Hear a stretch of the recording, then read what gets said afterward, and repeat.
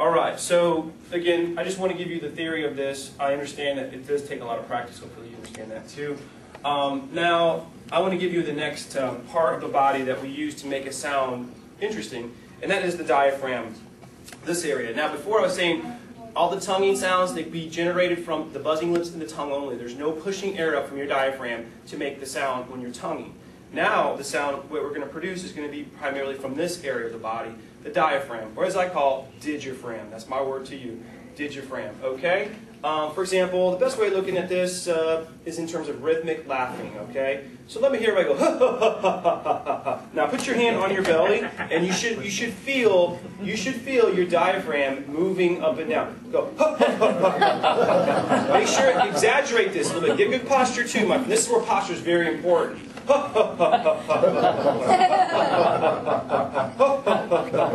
do you mean, diaphragm? A little side story. I used to play didgeridoo in about year 3 or so, and I was up in Maine, and I was at this event. I was on stage in front of some people, and there was a guy who was an elder, and he said, "Listen, you know, I play didgeridoo too, and I noticed that you play really well, but you're not using your belly." I would have this tendency to like try to produce all the sounds from up here. And I wasn't pushing properly from here. What he reminded me was that in order to play the didgeridoo the best you can, you really got to let that belly stick out. You can't be afraid of being able to stick that belly out to play. Okay, it's abdominal breathing. It's deep belly breathing, like a baby breathes. Okay, and as we get older, we tend to forget about this type of breathing. And this really will help you now to learn how to play from your diaphragm. You really got to use your diaphragm, okay? So that's why we're doing this to become aware of what's happening with this area of your body when you play. It will help your instrument sound polyrhythmic. Poly means many. So we're making many rhythms from different parts of our body to make a single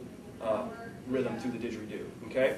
All right, so here's what it's going to sound like. This time, what I want you to do is buzz your lips and just go, while you're buzzing your lips, try to do the ha-ha-ha. It'll look and sound like this. Watch me. Buzz your lips, put your hands on your diaphragm, and just go ha ha ha ha ha ha. You'll start to feel a little bit of a burn there after a while too. Okay, now here's what it sounds like through didgeridoo. Again, notice that I'm generating the sound from here, and my cheeks are puffed out now. They're not pursed together. So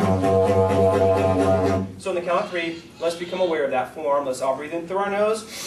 Let's buzz our lips. That's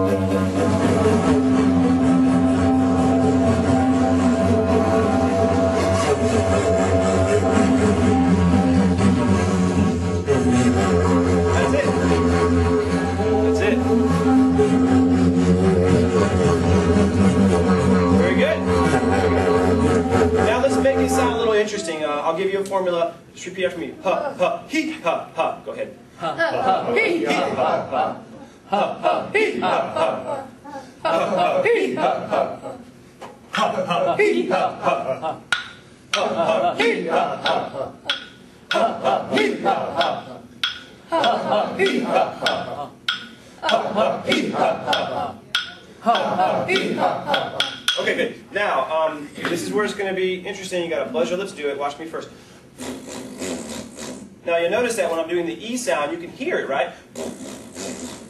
When there's an E, it's almost like E sound is like, you go, remember, just go ha and go he. You'll see that almost like the tongue moves forward a little bit to make the E sound. He sound. So there's a ha where your tongue is sort of down and in the back, and there's the he sound where your tongue is a little bit towards the front. This does create a slight audible variation, which you can hear on the didgeridoo. Here's what it looks and sounds like.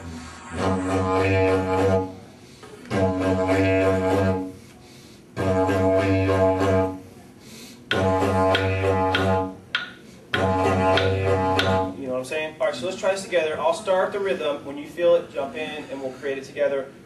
1, 2, 3. Breathe in through your nose.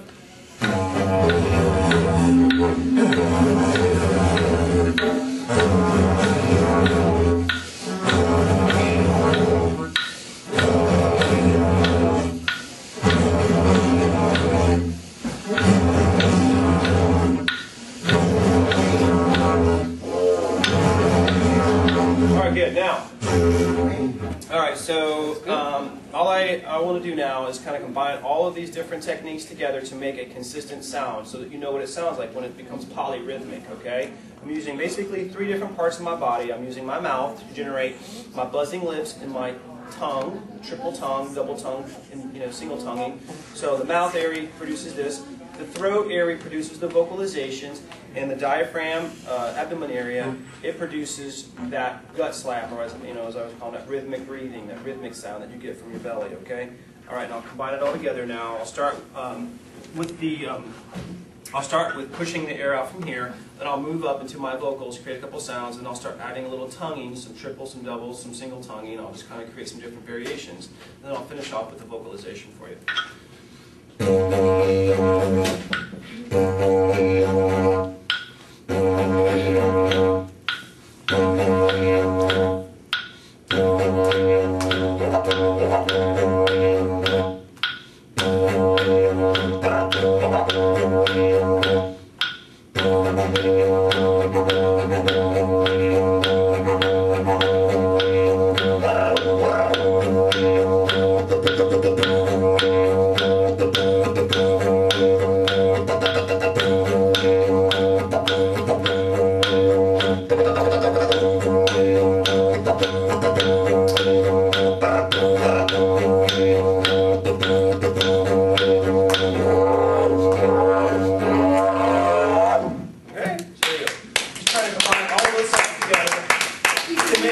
Make it sound interesting to your listener. That is very important. So, again, just to make sure I'm doing my job, in theory, do you understand everything I've shared with you today?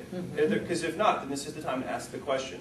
I understand, again, this is an instrument that requires practice. I think of it in terms of a feeling instrument and less of a thinking instrument. The more you try to think about it, it only gets you so far, okay? At some point, you need to practice it and try to get it into your body. That's really what it's about at this point.